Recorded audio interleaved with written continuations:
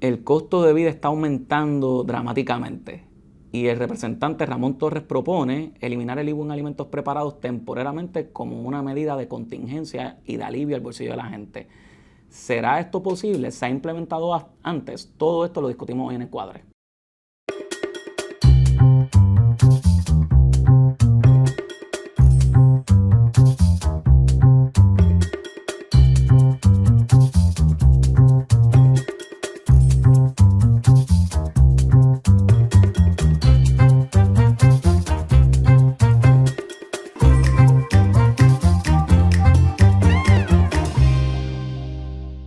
Bienvenido a su episodio número 43 del Cuadra, agradecido a todos con el apoyo. Y hoy queremos hablar un poco de estas medidas de intento de alivio, dado a todo lo que se está aconteciendo a nivel geopolítico y social a nivel global y que claramente afecta a Puerto Rico. A veces nos percibimos como una isla y que estamos aislados de los efectos que puedan tener políticas globales y todo lo contrario. Nos afectamos de diversas maneras y muchos de ustedes han estado viendo particularmente el desarrollo de la guerra de Irán, Estados Unidos e Israel, particularmente sus efectos en la bomba de la gasolina y reconocemos y ya anticipamos que lo vamos a seguir viendo en la tarifa de energía eléctrica, en costos en la adquisición de distintos bienes, en la canasta básica. Estaba el viernes pasado en un cliente en Sidra y se estaban haciendo múltiples presentaciones de diversos temas y uno de los temas que se presentó por uno de los asesores financieros de nuestro cliente era el tema de la percepción y un estudio, me parece que fue de la Cámara de Comercio, donde ya a finales del 2025 el 60% de los comerciantes de Puerto Rico percibían que estábamos en una recesión. Y eso son palabras mayores. Eso nos dictamina que en efecto estemos en una contracción económica, pero en cierto sentido les deja saber cómo se va sintiendo la gente. Y es que ha ocurrido tanto en los pasados años y en Puerto Rico yo creo que se lleva extendiendo desde el paso de los huracanes Irma y María, más la quiebra de Puerto Rico. Luego vienen los terremotos, la pandemia, el conflicto entre Rusia y Ucrania que cambió la forma de hacer negocios en el mundo. Y de igual manera, este conflicto que se ha estado viendo entre Estados Unidos e Irán, una cosa que ha afectado el bolsillo de todos nosotros.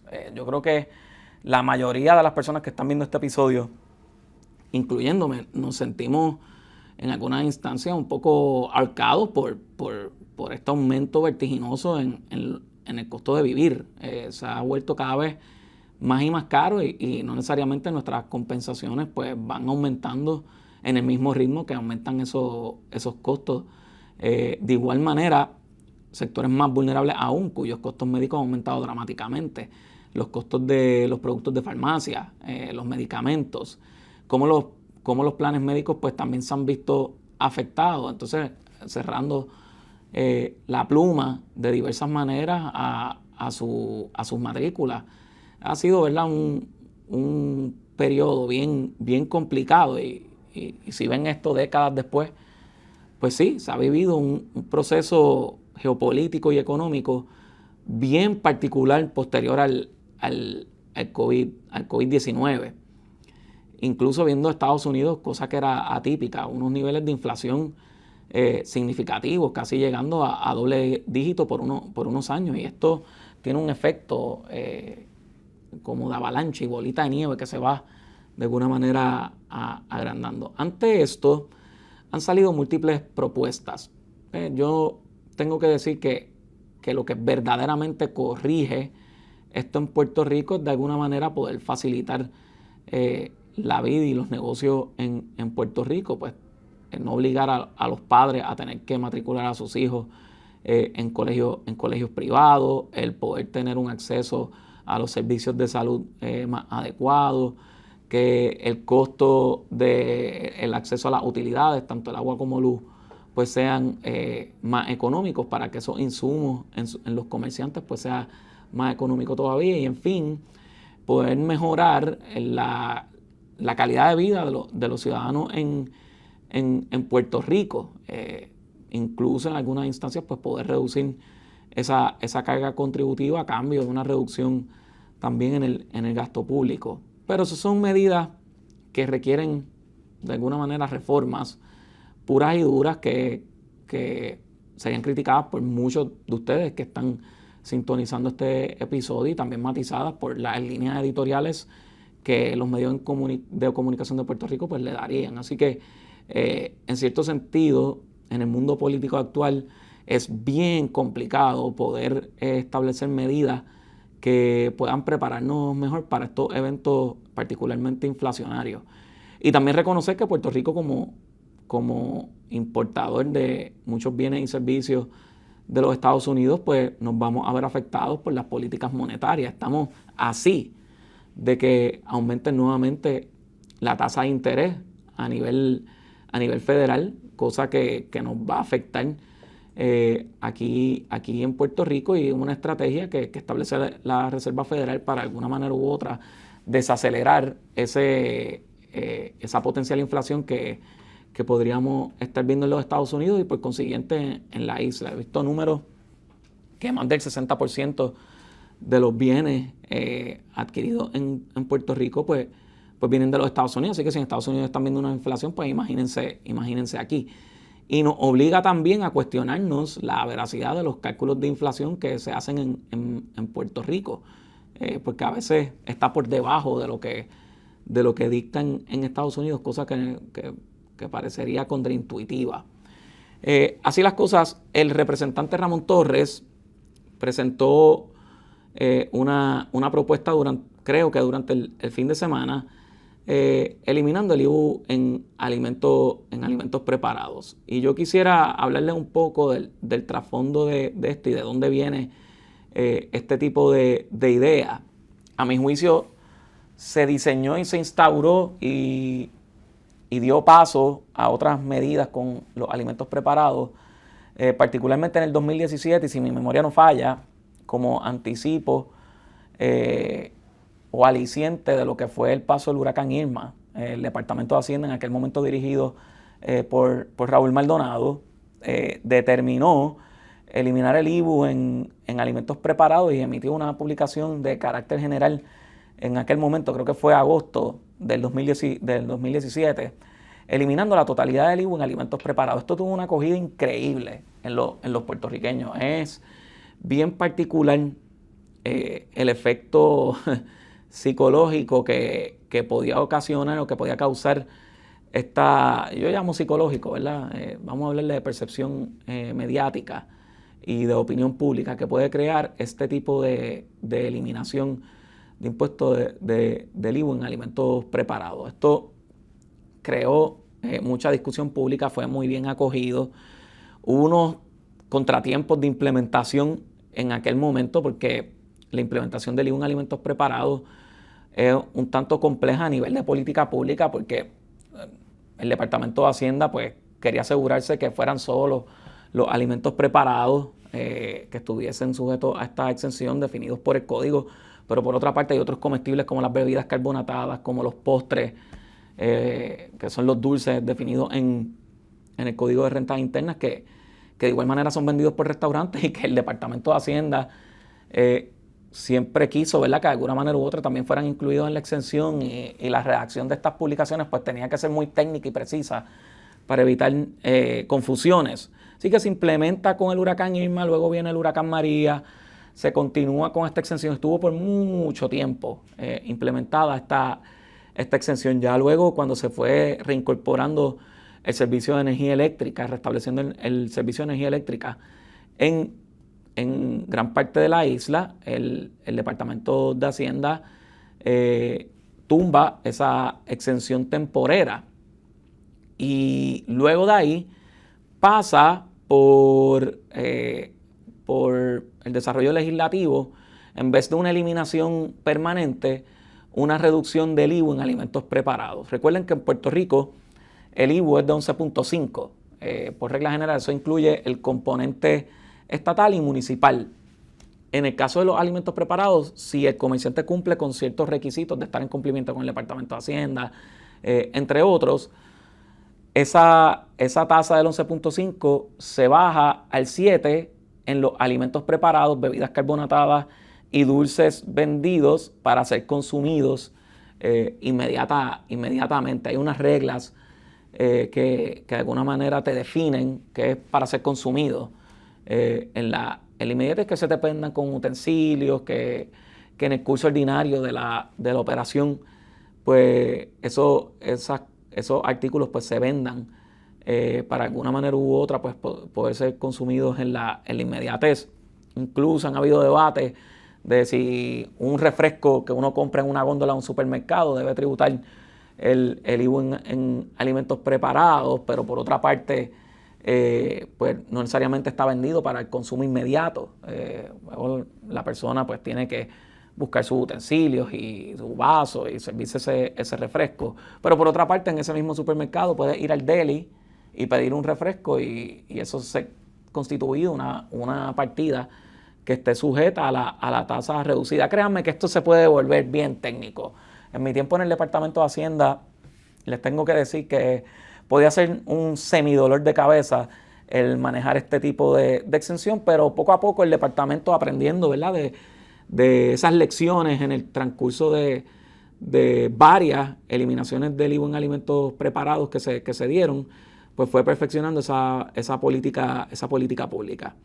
Entonces, ¿qué es lo que estamos viendo? Una eliminación o una propuesta de 90 días.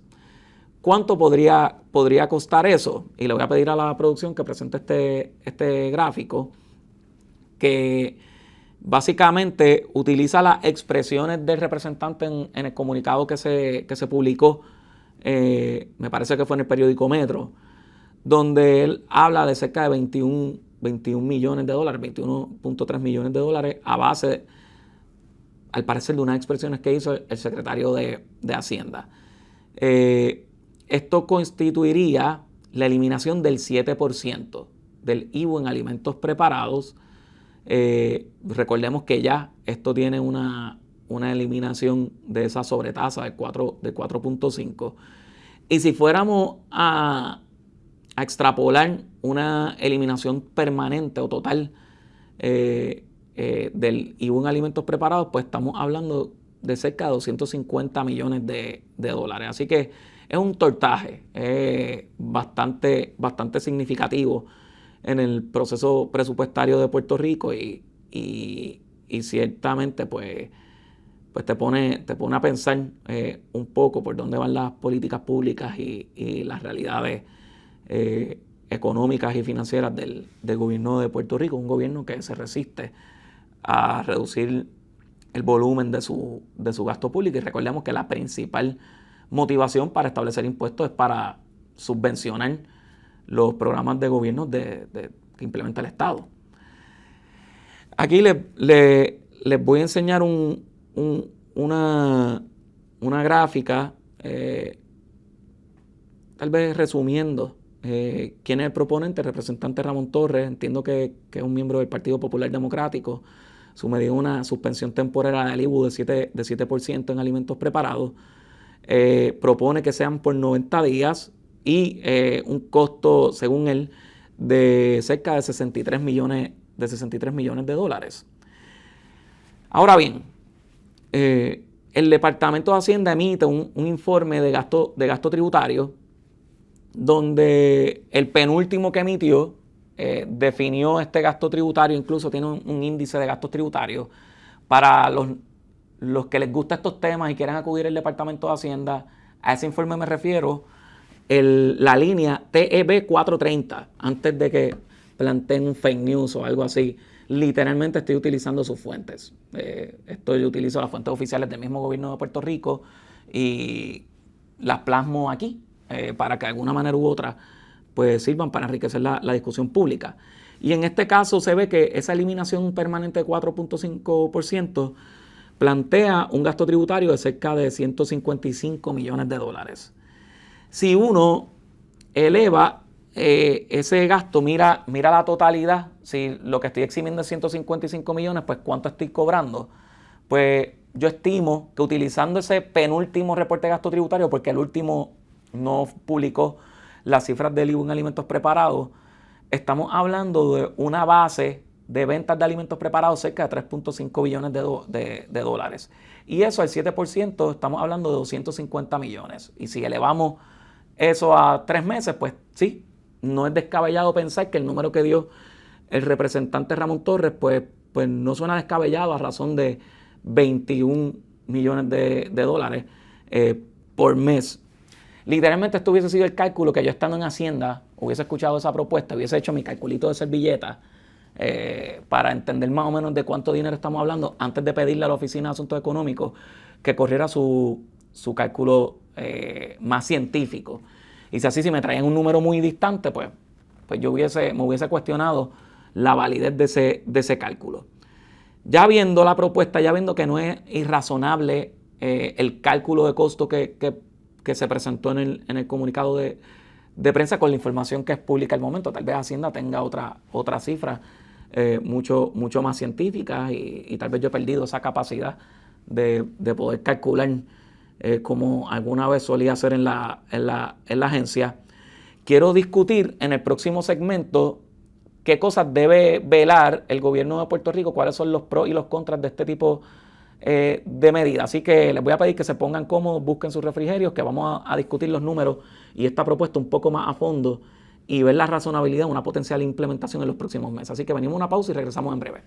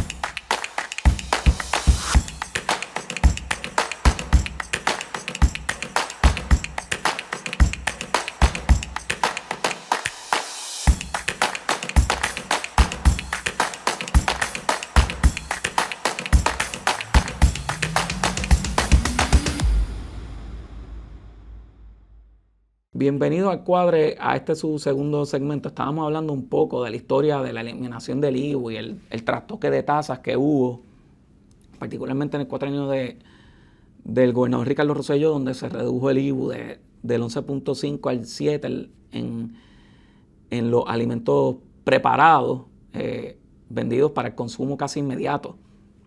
Particularmente esto afectaba un poco la operación de los restaurantes, cafeterías, entre otros.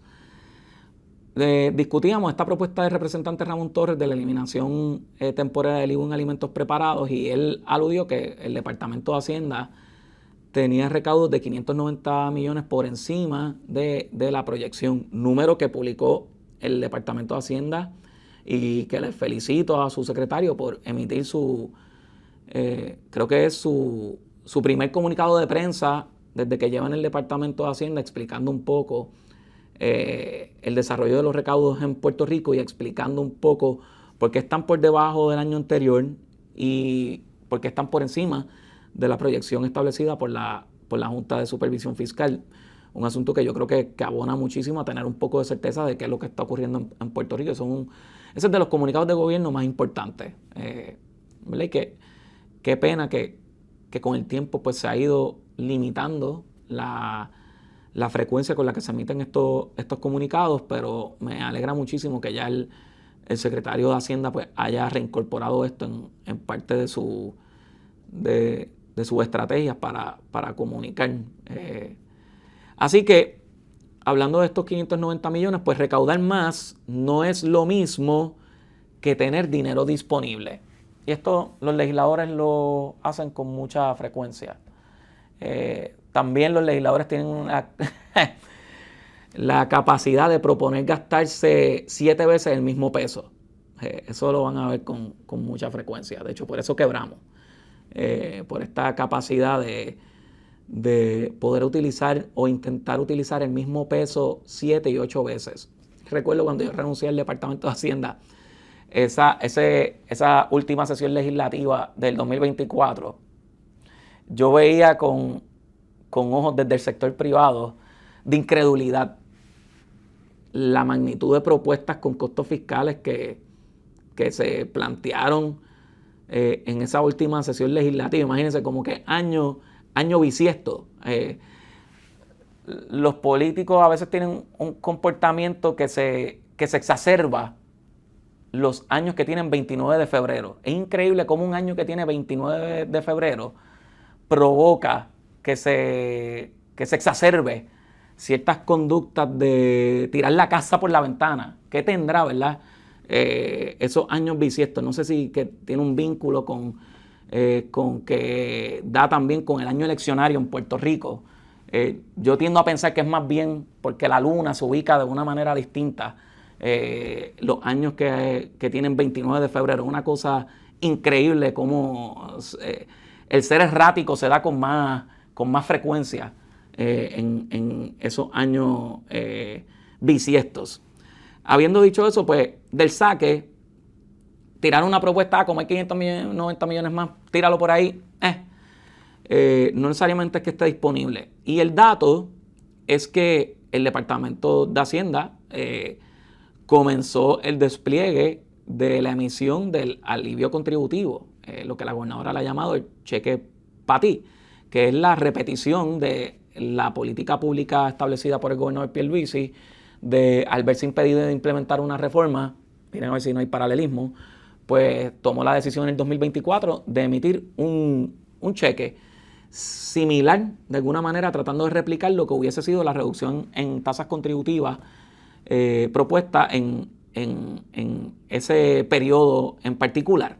Pues la gobernadora, todos sabemos la historia, pues trató de presentar una reforma contributiva. No sé si se han dado cuenta que ya el tema ni se toca. La gobernadora lo tocó en su mensaje, el presidente de la Cámara lo tocó en su mensaje en una nota periodística un día antes del mensaje de la gobernadora, y de ahí como que, mira, para la gavetita, muchachos, que no necesariamente esto podrá ser implementable, y no culpo a los políticos. Hay un montón de restricciones, particularmente también a nivel de Junta, pero también por la incapacidad y la falta de apetito por reducir el gasto público, que es una decisión política. El tamaño del gobierno es una decisión política, una decisión que estriba en los funcionarios electos del gobierno de Puerto Rico. No es el director de OGP, no es el de Hacienda, no es el de AFAF, no es Francisco Párez, no es Ángel Pantoja, no es el director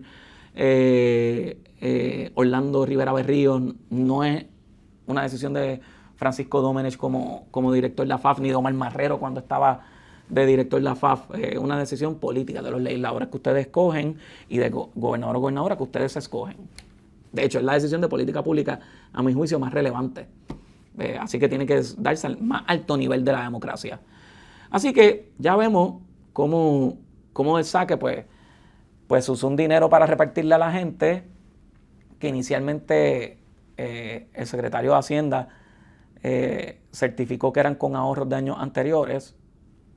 La Junta lo termina aprobando. Vemos que hay unos recaudos por encima del año anterior, y que de cierta manera pues te pone a pensar si cada año tenemos que estar cuadrados sin tomar en consideración lo que haya ocurrido en el año pasado para propósitos de promesa. Pues estamos disparando 500 y pico de millones en reducción en la carga contributiva, y estamos 509 millones por encima de la proyección del año anterior, a solo 2 meses de que culmine el año contributivo. ¿Cuánto más se puede estar por encima de la proyección de aquí a junio cuando se contabilicen todas estas transacciones? Pues no sé, pero te pone a pensar.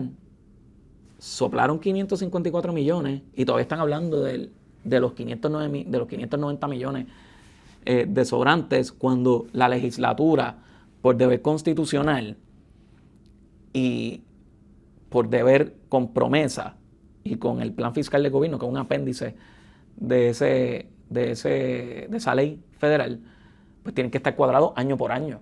No podemos utilizar cosas del pasado para financiar reducciones o aumentos en gasto público del presente, porque te desbalancea ese año y te inhabilita de poderlo utilizar para cumplir con los requisitos de la terminación de promesas. Es como si no aprendiéramos las lecciones del pasado, o tal vez se está esperando que en el proceso legislativo pues se tome en consideración esto. Así las cosas, ¿por qué digo que no basta con que sobren recaudos para implementar una medida? Le voy a pedir a la producción que presente esto.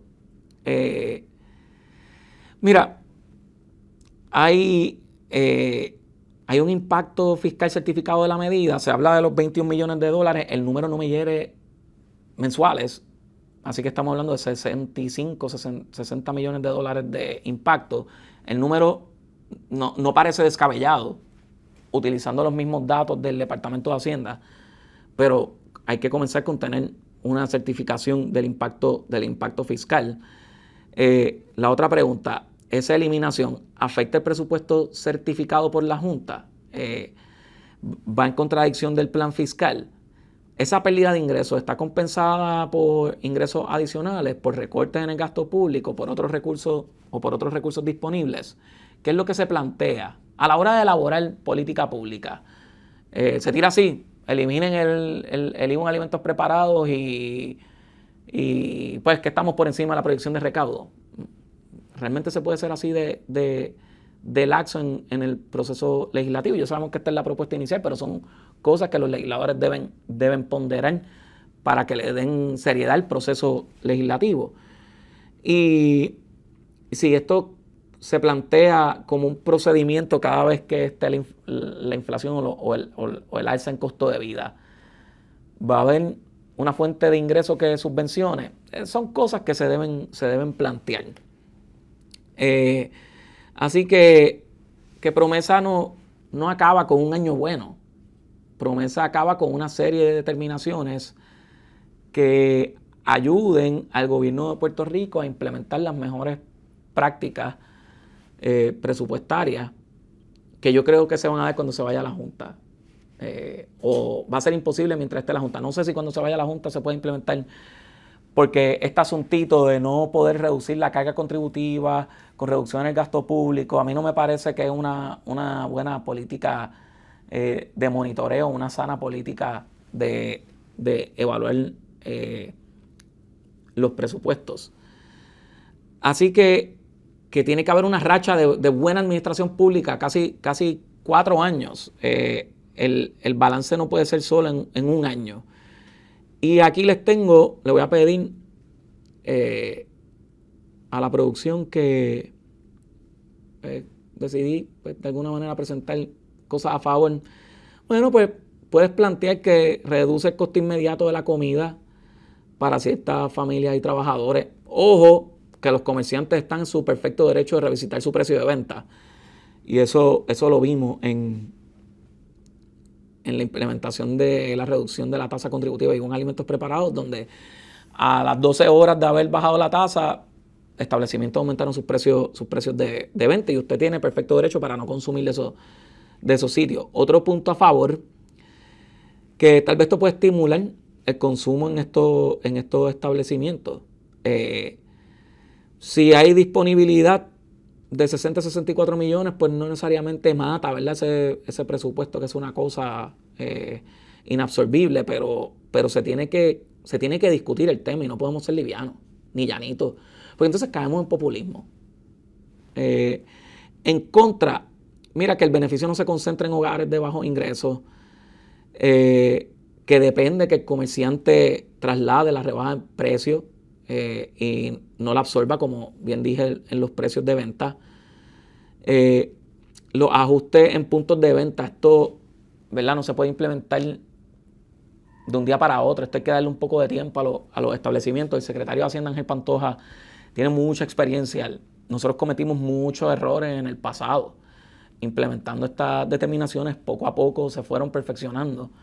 Y luego cuando se implementaban temporariamente, pues ya estábamos un poco más informados y con mejores criterios para darle el espacio a los establecimientos que reprogramen sus puntos de venta.